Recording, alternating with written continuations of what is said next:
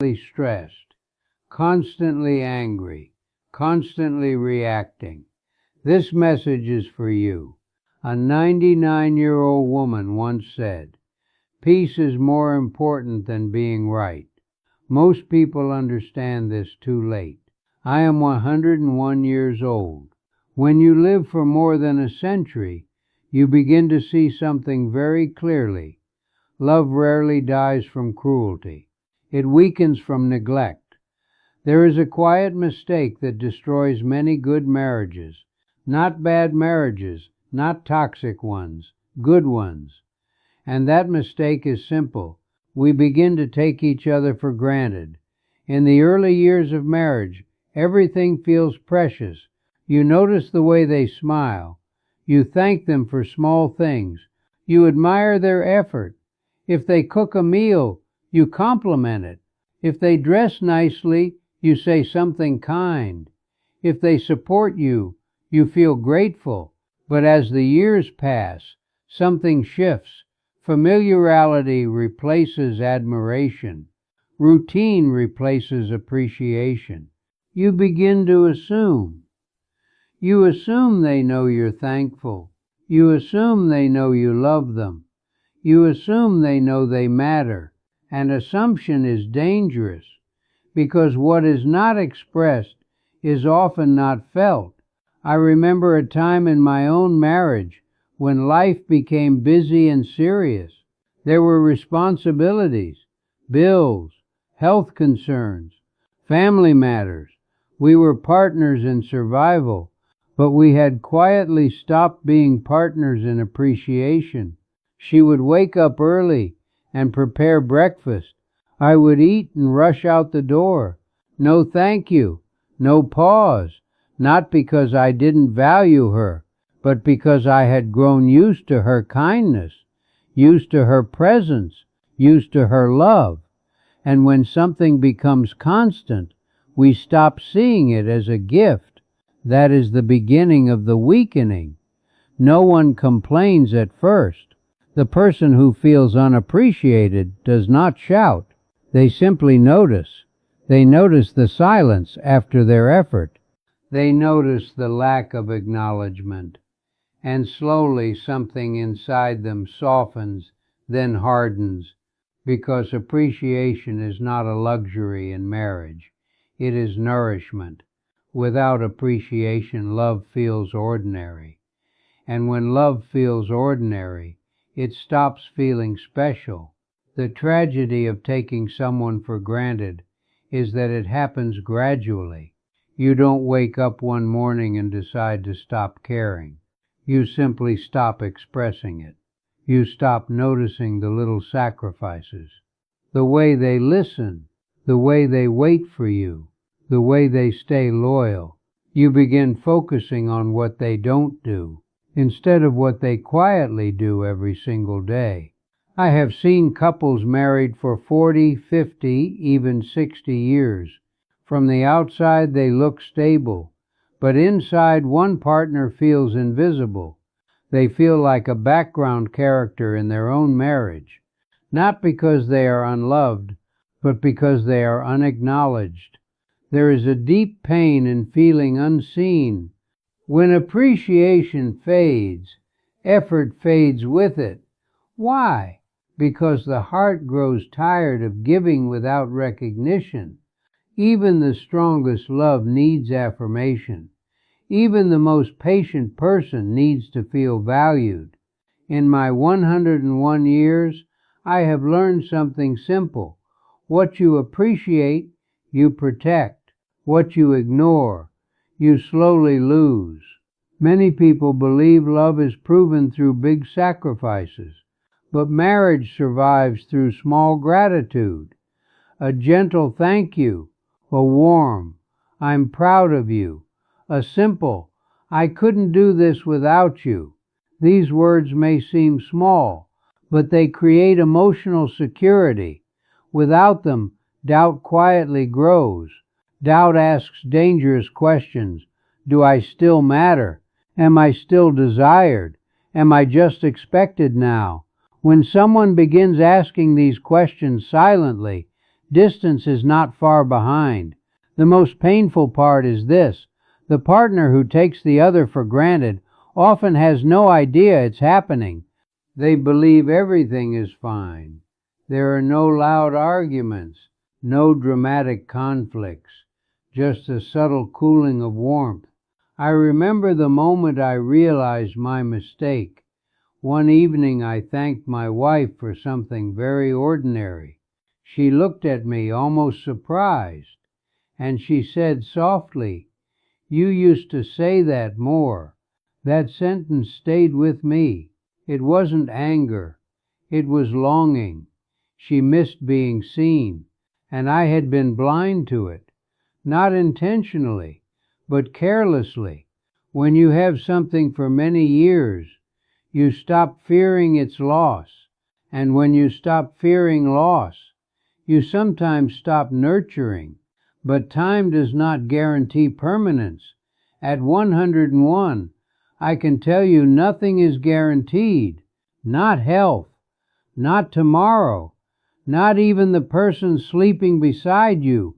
The greatest mistake in good marriages is comfort without gratitude. Comfort is beautiful, but without appreciation, it becomes complacency. Complacency slowly erodes intimacy. You stop complimenting their appearance. You stop acknowledging their patience. You stop celebrating their strengths. And what once felt extraordinary becomes treated as ordinary.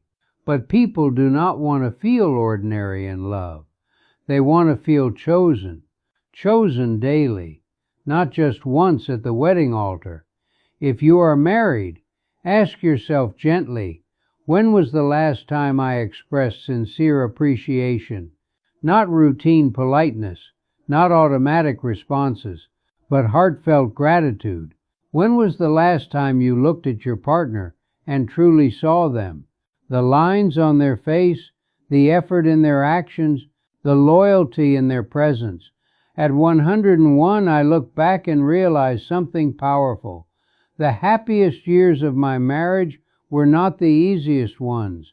They were the years when we openly appreciated each other, when we said thank you for small things, when we noticed, when we expressed, because appreciation keeps love alive. It reminds your partner, I still see you, I still value you, I still choose you.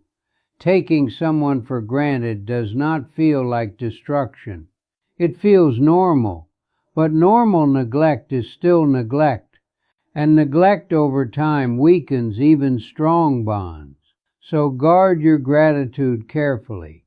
Speak it, show it, repeat it, because one day, if you are blessed to reach my age, you will understand this deeply. You never regret appreciating too much, but you may deeply regret appreciating too little. And that quiet regret is far heavier than pride. I am 101 years old, and if there is one thing I have learned about marriage over a lifetime, it is this: silence can look like peace, but it is not always peace. Sometimes it is avoidance. Many couples believe that love is protected by staying calm, by not arguing, by keeping difficult thoughts to themselves. They think, why bring this up? It will only cause tension. So they swallow the words. They postpone the conversation. They tell themselves, it's not important, but what is buried does not disappear. It settles, and over time it hardens. In the early years of marriage, people talk about everything: dreams, fears, expectations. But as life becomes heavier, children, work, health, responsibilities, conversations become practical: bills, schedules, appointments. You discuss logistics, but you stop discussing emotions. And that is where distance begins. I remember a time when I was frustrated about something small. It was not a big issue, just a repeated behavior that bothered me. Instead of speaking gently about it, I kept quiet. I told myself, it's not worth the argument. But the feeling did not leave. It returned the next week, then again, and each time I stayed silent, not because I was calm, but because I wanted to avoid discomfort. Avoiding difficult conversations feels mature. It feels controlled. But sometimes it is fear. Fear of conflict. Fear of being misunderstood. Fear of hurting the other person. And so we choose silence. But silence has a hidden cost. When you avoid speaking about what hurts, your partner never gets the chance to understand you. And when you never feel understood, you begin to feel alone. Loneliness in marriage does not begin with betrayal. It begins with unspoken disappointment. A small wound ignored becomes a quiet scar. Over time, those scars accumulate, and what could have been resolved with one honest conversation becomes years of quiet resentment. I have seen couples married for decades who no longer argue. People admire them. They must be so happy, others say. But sometimes they are not arguing because they stopped trying. They stopped believing it would change anything. They stopped hoping to be heard. And that kind of silence is dangerous. Difficult conversations are not signs of a broken marriage. They are signs of care. When you are willing to risk discomfort, it means the relationship matters. It means you want understanding. It means you want connection. But when you avoid those conversations, something subtle shifts. You begin editing yourself. You say less. You feel less safe expressing your true thoughts. You start protecting yourself instead of protecting the relationship. I remember one evening, after many small avoided discussions, I felt distant, not angry, just distant, and I realized something important. It was not that we disagreed. It was that we were no longer addressing what truly mattered. We were functioning, but we were not connecting. So I did something uncomfortable. I said, there's something I've been holding inside. Even saying that sentence made my heart race. But once the words began, something softened. We did not solve everything in one night, but we reopened a door that had been slowly closing. That door was honesty. Many marriages weaken because